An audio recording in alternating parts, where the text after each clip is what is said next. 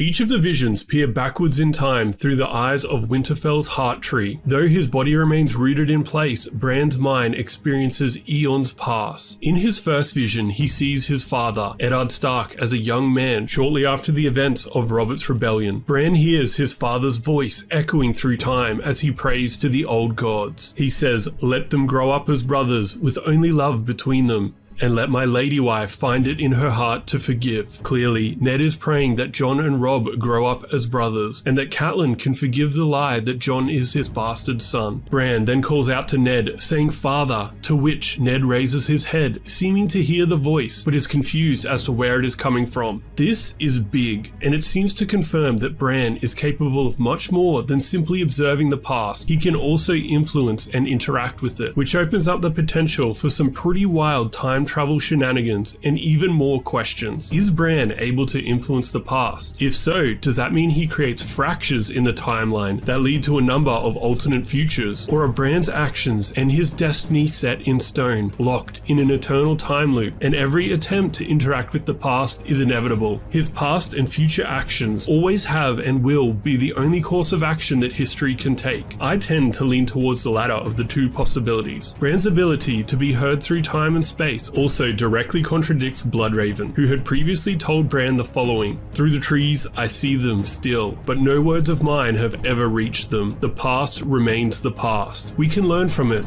but we cannot change it." But Bran just demonstrated that his words at the very least can reach the past, implying he can indeed change it. Is Bloodraven lying to Bran, and his warning is not a statement of truth, but rather a safeguard meant to prevent Bran from wielding his power recklessly? Or is Bloodraven telling the truth, which would mean that Bran is significantly more powerful than Bloodraven? If the show is to be believed, Bran does indeed have the ability to influence the past, as evidenced by the whole Hodor situation. But I think it is pretty clear that as Bran develops his green side abilities, he will test the limits of his power, and the Hodor debacle might be one of many time-breaking shenanigans that he causes. Overall, I think this specific vision is simply to further establish that Bran can indeed influence the past, at the very least as a whisper on the wind. Another example to back this idea and ability up is when Theon Greyjoy also hears a voice on the wind call his name when he is praying in Winterfell's God's Wood. This voice is almost certainly Bran's.